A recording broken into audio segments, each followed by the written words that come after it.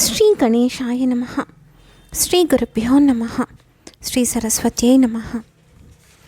రాష్ట్రీయ స్వయం సేవక్ సంఘ నిర్మాత పరమ పూజనీయ డాక్టర్ కేశవ్ బలీరామ్ హెడ్గేవార్ జీవనగాథ పెను తుఫాన్లో దీపస్తంభం 29వ భాగంనకు సర్వులకు సాదర స్వాగతం. జ్వరం మెల్లమెల్లగా తగ్గడం ప్రారంభం కాగానే డాక్టర్జీ, ఇప్పుడు నా ఆరోగ్యం కుదుటపడింది, ఇంకా నేను నాగ్పూర్ వెళ్ళడం బాగుంటుంది అన్నారు. ఆయనకు శ్రీ గురూజీ నచ్చ చెప్పి నాగ్పూర్ వెళ్ళాలనే పట్టుదలను ఆపారు. అప్పుడు డాక్టర్జీ, అయితే ఒక పని చేయండి, ఘటాటే గారికి నా వల్ల కష్టం కలుగుతున్నది.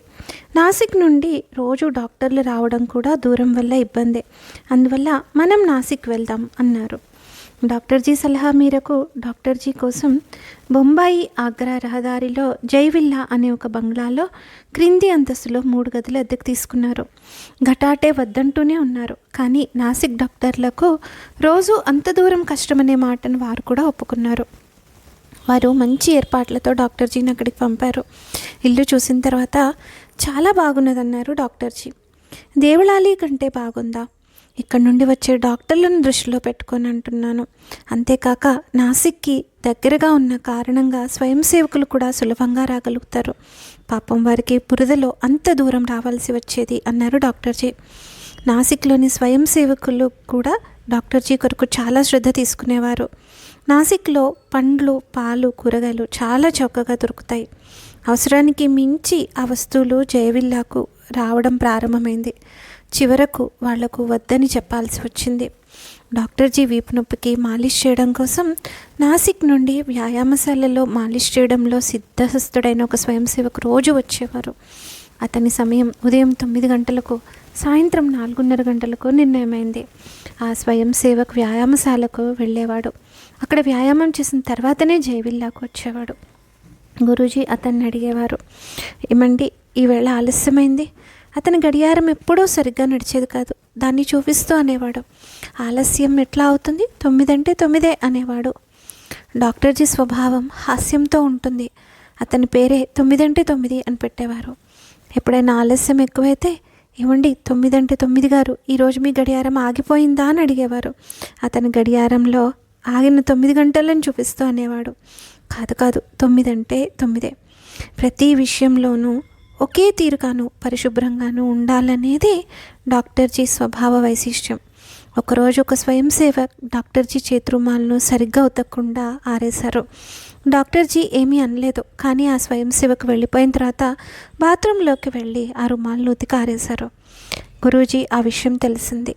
ఇదేమిటి డాక్టర్జీ, ఏమైంది, మీరెందుకు దీన్ని ఉతికారు? శరీరాన్ని ఏ విధంగా రోజు శుచిగా ఉంచుకుంటామో అలాగే రుమాలు కూడా, దానిలో పోయేదేముంది, ఇప్పుడు దీన్ని చూడండి ఎంత పరిశుభ్రంగా ఉందో అన్నారు డాక్టర్జీ నవ్వుతూ. మెల్లమెల్లగా ఆరోగ్యం బాగుపడడం ప్రారంభమైంది. ఇప్పుడు డాక్టర్జీ స్వయంగా నాసిక్ స్వయం సేవకులను పిలిపించుకొని వాళ్లతో సంఘాన్ని గురించి పిచ్చాపాటి మొదలుపెట్టారు. డాక్టర్జీ మాటలు వినడం కూడా ఒక శిక్షణే. ఇతర స్వయం సేవకులతో సంబంధాన్ని ఎలా కలుపుకోవాలో, అతని మనస్సును ఏ విధంగా కాపాడాలో, కానీ ఇదంతా చేస్తూ కూడా అతడు ప్రతిరోజు శాఖకు వచ్చేలా ఎలా చూడాలో, సమాజానికి ఎలా ఉపయోగపడాలో, ఆ తర్వాత దాన్ని గురించి ఆత్మస్థితి లేకుండా ఎలా ఉండాలో, శత్రువులతో కూడా సంబంధం ఎలా పెట్టుకోవాలో, వారికి ఉపకారం చేసే సమయం వచ్చినప్పుడు ఎలా వారి దగ్గరకు పరిగెత్తుకుపోవాలో, ఇలాంటి అనేక విషయాలు డాక్టర్జీ ఆ స్వయం సేవకులకు మాటలతో నేర్పేవారు. దాని కారణంగా సమావేశానికి వచ్చిన స్వయం సేవకులకు లేవాలనిపించేది కాదు. రాత్రి 12 గంటల వరకు ఈ పిచ్చాపాటి నడుస్తుండేది.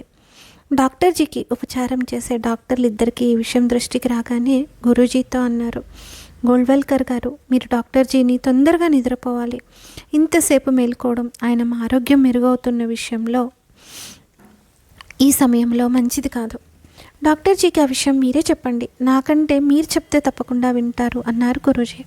అలాగే ఈరోజు రాత్రికి మేము వస్తాం అన్నారు వారు. రాత్రి 9 గంటలకు 2 డాక్టర్లు జైవిల్లాకు వచ్చారు. చూస్తే డాక్టర్జీ దిండు ఆధారంగా కూర్చొని ఉన్నారు. ఆయన గది అంతా స్వయం సేవకులతో నిండి ఉంది. జోరుగా హాస్య ప్రసంగాలు జరుగుతున్నాయి. కేవలం తెలుసుకోవాలనే ఉద్దేశంతో డాక్టర్లు ఇద్దరూ ఆ ప్రసంగాలు వింటున్నారు. వాళ్ళు అక్కడే ఉండిపోయినారు. ఒక తాతగారు తన మనమళ్ళతో ఎలా మాట్లాడుకుంటూ ఉంటారో అలాంటి దృశ్యం వాళ్ళకు కనపడింది. ఇద్దరు మంత్రముగ్ధులై డాక్టర్జీ మాటలు వింటూ నిలబడ్డారు. చివరకు రాత్రి 12 గంటలైంది. డాక్టర్జీ అన్నారు, బాబా ఇప్పటికి ఇంకా చాలు, లేవండి, నడవండి, నిద్రపోయే సమయమైంది. లేకుంటే నా డాక్టర్ నా మీద కోపగించుకుంటారు. రేపటి నుండి మంది ఇవ్వడం మానేస్తారు. ఆ డాక్టర్ల ద్వయం వైపు గురూజీ చూపు వెళ్ళింది. అందరూ లేచిన తర్వాత వాళ్లతో అన్నారు, చూశారు కదా, ఇప్పుడు దీనికి ఏ మందు ఉంటుందో చెప్పండి. ఈ మాటలు ఆయనకు టానిక్ లాంటివి. దీనికి మేమేమంటాము? ఈ మాటల వల్ల ఆయనకు మంచి అనిపిస్తే ఇంతసేపు మేల్కొనకూడదని ఎలా చెప్పగలుగుతాము అన్నారు. జూలై చివరలో డాక్టర్జీ ఆరోగ్యం కుదుటపడింది. ఇది చూసి డాక్టర్ చౌబే, డాక్టర్ దామ్లే, గురూజీల సమావేశం జరిగింది. డాక్టర్జీని బొంబాయి తీసుకువెళ్ళి అక్కడ స్పెషలిస్టుల ద్వారా పరీక్ష చేయిస్తే మంచిదనే నిర్ణయం తీసుకున్నారు. దాని ప్రకారం ఆగస్టు 1 నాడు డాక్టర్జీని రైల్లో ముంబై తీసుకుని వెళ్ళారు. అక్కడ డాక్టర్ గిల్టర్, డాక్టర్ అటాలియా లాంటి ప్రఖ్యాత డాక్టర్లు ఎక్స్రే, ఈసీజీ తీశారు. కానీ ఈ రెంటిలో ఏ దోషం కనపడలేదు. గురూజీ తృప్తిగా ఒక శ్వాస వదిలారు. ఆగస్టు 5వ తేదీన అందరూ నాసిక్ తిరిగి వచ్చారు. అక్కడ ఒకరోజు ఆగి అందరి నుండి వీడ్కోలు తీసుకొని ఆగస్టు 7న నాగ్పూర్కు బయలుదేరారు. బయలుదేరే ముందు డాక్టర్ గోవిందరావు దామ్లే గారు స్వయంగా అందరికీ మిఠాయిలు పంచిపెట్టారు. దామ్లే గారు గద్గద స్వరంతో, ఈ వజ్రపు గన్ని మీరు జాగ్రత్తగా కాపాడండి. ఇన్ని రోజులు ఈ గని మా చేతిలో ఉంది. దీన్ని బాగా పరీక్ష చేసి మీకు ఇస్తున్నాం. ఇక వీరిని జాగ్రత్తగా చూసుకోండి. వారి భావావేశాన్ని చూసి అందరూ తడిపెట్టారు. బండి భూసావల్ చేరింది. అక్కడ ఒక విషాదకరమైన వార్త డాక్టర్జీ కోసం ఎదురు చూస్తున్నది. సుఖదుఖాలు ఒకదాని వేలు పట్టుకొని మరొకటి నడుస్తూ ఉంటాయి. డాక్టర్జీ ఆరోగ్యం బాగుపడిందనే వార్త తీసుకొని నాగ్పూర్కు బయలుదేరారు. భూసావల్ చేరగానే నానాసాహెబ్ టాలాటోలే వారి జమీందారీ ఉన్న సింధీలో ఆగస్టు 3న స్వర్గస్థులు అయినారన్న వార్త తెలిసింది. నానాసాహెబ్ చివరి క్షణం వరకు డాక్టర్జీని స్మరిస్తూనే ఉన్నారు. ఆ వార్త విని డాక్టర్జీకి అంతులేని దుఃఖం కలిగింది. ఆయనకు స్వాంతన చెప్పేదెవరు? నాగ్పూర్ చేరగానే డాక్టర్జీ మొదట టాలాటోలే ఇంటికి వెళ్ళారు. డాక్టర్జీని చూడగానే వాళ్ళ కుటుంబ సభ్యులు ఎంత దుఃఖ సాగరంలో మునిగిపోయారో చెప్పడం సాధ్యం కాదు. తనకు కలిగిన పట్టలేని దుఃఖాన్ని అదుపులో పెట్టుకొని అందరినీ ఓదార్చారు. తర్వాతనే తన ఇంటికి వచ్చారు. బీహార్లో పాట్నాకు 62 మైళ్ళ దూరంలో రాజగిర్ అనే ప్రదేశం ఉంది. అక్కడ వేడి నీళ్ళ ఊటలున్నాయి. దానికి చికిత్సా గుణం చాలా బాగా ఉంది. డాక్టర్జీ స్నేహితులు మహారాష్ట్ర పత్రిక సంపాదకులు శ్రీ గోపాలరావు ఓగ్లే పక్షవాతంతో ఉన్నారు. డాక్టర్ రాజేంద్ర ప్రసాద్ ఒత్తిడి వల్ల నవంబర్లో రాజగిర్ వెళ్ళారు. అక్కడ సుమారు 3 వారాలు వేడి నీళ్ళ స్నానం చేసి త్రాగిన తర్వాత వారి ఆరోగ్యం బాగైంది. పక్షవాతం తీవ్రత కూడా తగ్గింది. వారు నాగ్పూర్కు తిరిగి వచ్చారు. వారికి డాక్టర్జీ అంతు చిక్కని వ్యాధి గురించి తెలిసింది. ఓగ్లే గారు వెంటనే డాక్టర్జీని కలవడానికి వచ్చారు. డాక్టర్, మీరు రాజగిర్కు వెళ్ళండి. అక్కడి నీళ్ళల్లో స్నానం చేయడం వల్ల మీ ఆరోగ్యం ఖచ్చితంగా బాగవుతుంది అన్నారు ఓగ్లే. ఈ రాజగిర్ ఎక్కడుంది అని అడిగారు డాక్టర్జీ. బీహార్లో. ఇంత చిన్న జబ్బుకి మందు కోసం బీహార్ వెళ్ళాలా? డాక్టర్జీ, మీరు తప్పుగా ఆలోచిస్తున్నారు. ఒకటి, మీకు వచ్చిన వ్యాధి చిన్నది కాదు. దేశమంతా విస్తరించి పనిచేస్తున్న మీకు బీహార్ దూరం ఎలా అవుతుంది? నా వైపు చూడండి, ఎలా బాగుపడి వచ్చాను. నా మాట వినండి. ఓగ్లే ఉదాహరణ కారణంగా అనేక మంది డాక్టర్జీని వెళ్ళమని బలవంత పెట్టారు. చివరకు డాక్టర్జీ ఒప్పుకున్నారు. అప్పాజీ జోషి, బాబా ఇందోర్కర్, తాత్యా తేలంగ్, బాబాజీ కళ్యాణి డాక్టర్జీతో పాటు వారి శుశ్రూష చేయడానికి గయా వెళ్ళారు. అంతలో డాక్టర్జీ, ఈ నలుగురు నాతో పాటు ఎందుకు వచ్చారు అని చమత్కరించారు. మీ ఆరోగ్యం చూడ్డానికి. నిజమే, మంచిది. మనిషికి ఎవరికైనా నలుగురి అవసరం ఉంటుంది. గురూజీ రావడం లేదే, మరి అక్కడ పని ఎవరు చూస్తారు? అది కూడా మంచిదే. భండారా, గోండియా, జబల్పూర్, చౌకీ, మొఘల్ సరాయ్, తర్వాత గయా, ఆ మార్గంలో వారు గయకు చేరుకున్నారు. ప్రతి స్టేషన్లో డాక్టర్జీని స్వాగతించడానికి మిఠాయిలు, పూలమాలలు తీసుకొని స్వయం సేవకులు వచ్చారు. వాటన్నిటినీ డాక్టర్జీ అక్కడే పంచిపెట్టేశారు. గయలో అక్కడి సంఘచాలక్ బబువాజీ వారి బంగ్లాలో డాక్టర్జీకి వసతి వ్యవస్థ ఏర్పాటైంది. అక్కడ ఉన్న 3 రోజుల్లో డాక్టర్జీకి మానవందన ఇచ్చే కార్యక్రమం జరిగింది. కార్యక్రమం ఇచ్చేటప్పుడు కుంభవృష్టి కురిసింది. వారి కొరకు గొడుగు తెస్తే దాన్ని తిరస్కరించి కార్యక్రమాన్ని పూర్తి చేశారు. బాబువాజీ కారులో అందరూ దారిలో ఉన్న పవిత్ర స్థలాలను దర్శిస్తూ రాజ్గీర్ చేరారు.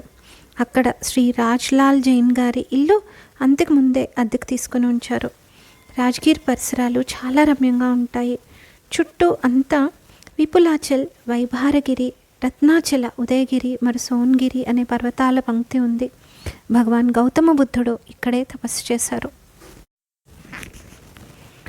డాక్టర్జీ నివసించడానికి తీసుకున్న ఇల్లు ఉష్ణగుండం నుండి సుమారు 1 మైల్ దూరంలో ఉంది. ఉదయం 4:30 గంటలకు లేచి అప్పాజీ డాక్టర్లు స్నానానికి తయారయ్యారు. బయట ఒక గుర్రపు బండి టమ్ సిద్ధంగా ఉంది. డాక్టర్జీ అడిగారు, అప్పాజీ, ఈ రథాన్ని ఎందుకు తీసుకొచ్చారు? మనల్ని అక్కడికి తీసుకువెళ్ళడానికి. ఇక్కడి నుండి ఎంత దూరం? సుమారు 1 మైల్ ఉంటుంది. మైల్ దూరం వెళ్ళడానికి రథయాత్ర ఎందుకు? మనం కాలినడకన వెళ్దాం.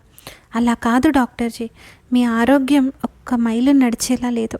సరే బాబు, నాకు ఏదైతే గౌరవం ఇవ్వాలనుకుంటున్నారో ఇవ్వండి, నా ఊరేగింపు తీయండి. మరి మిగిలిన వాళ్ళు మన వెనుక నడుస్తూ వస్తారు. ఆ జట్కాలో పోవడం అప్పుడప్పుడు డాక్టర్జీకి చాలా ఇబ్బందిగా ఉంది. అప్పుడు అప్పాజీ బండి నడిపేవానికి చెప్పేవారు, చూడు బాబు, రోగిని తీసుకువెళ్తున్నాం, కాస్త నిదానంగా పోని, ఎగుడు దిగుడులు ఉన్న చోట కాస్త జాగ్రత్తగా మెల్లగా పోని అని. అతను సాధ్యమైనంత ప్రయత్నం చేస్తూనే ఉన్నాడు.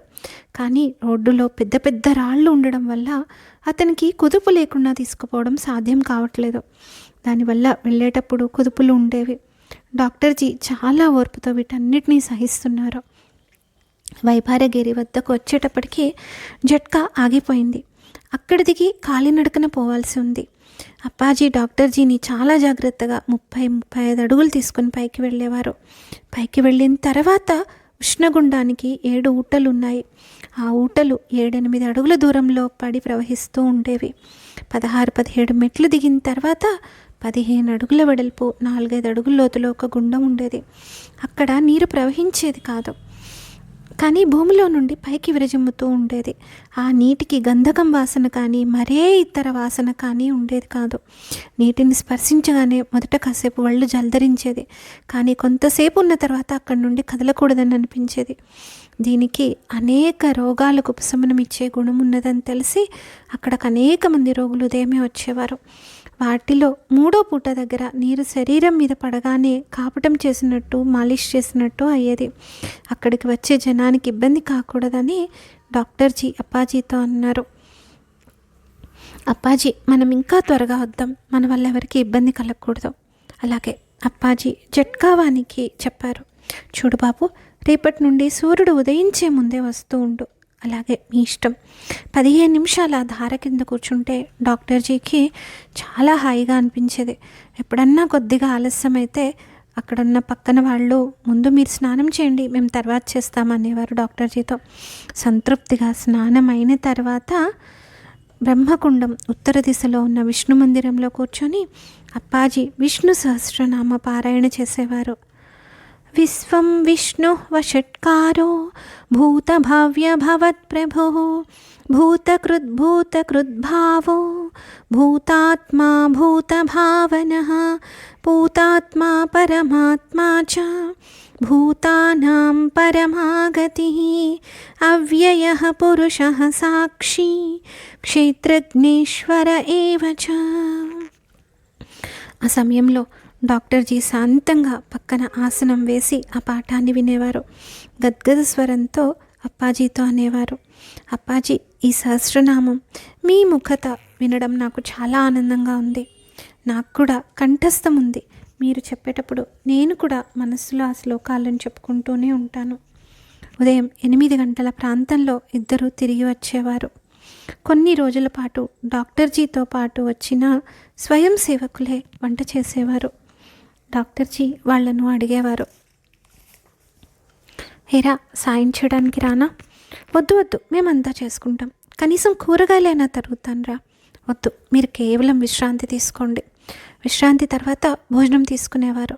ఆ తర్వాత 3 గంటల వరకు పడుకోవడానికి ప్రయత్నించేవారు, కానీ అది జరిగేది కాదు.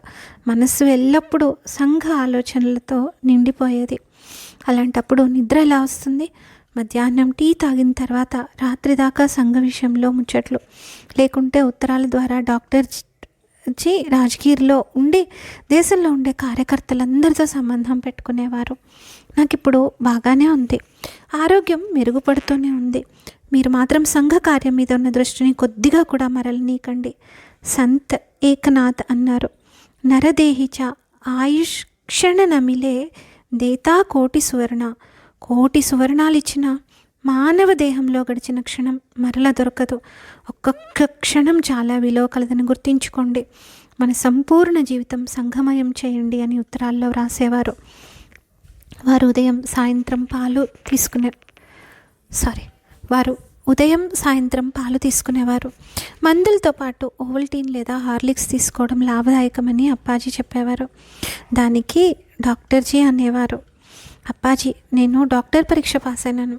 క్యాడ్లివర్ ఆయిల్ తీసుకోవడం మంచిదని నాకు తెలుసు, కానీ ఆ వస్తువులన్నీ విదేశీవి, మనం సాధ్యమైనంత వరకు వాడకూడదు. దాని బదులు మేకపాలు చాలా మంచివి. అది అడవంతా తిరుగుతుంది, అన్ని రకాల ఆకులు తింటుంది. దాని పాలు మీ హార్లిక్స్ కంటే ఎక్కువ గుణకారి. దీని తర్వాత అప్పాజీ డాక్టర్జీకి మేకపాలు ఇచ్చే ఏర్పాటు చేశారు. ఒకసారి డాక్టర్జీ మధ్యాహ్నం నిద్రపోతూ ఒక్కసారిగా గట్టిగా కలవరించడం ప్రారంభించారు. 1940వ సంవత్సరం గడిచిపోతుంది, కానీ మన దేశానికి ఇంకా స్వాతంత్రం సాధించుకోలేకపోయాం. ఇప్పుడు కూడా మనం పారతంత్రంలోనే ఉన్నాం. అప్పాజీ అక్కడే పక్కన పడుకొని ఉన్నారు. డాక్టర్జీ నిద్రలో కలవరిస్తూ ఉంటే విని లేచి కూర్చున్నారు. డాక్టర్జీని లేపుతూ అన్నారు, మీకు ఏదైనా కల వచ్చిందా, మెలకువ వచ్చిందా? ఇలా డాక్టర్జీకి కలలో కూడా ఈ బానిసత్వం గురించిన ఆలోచనలు ఇబ్బంది పెడుతున్నాయి.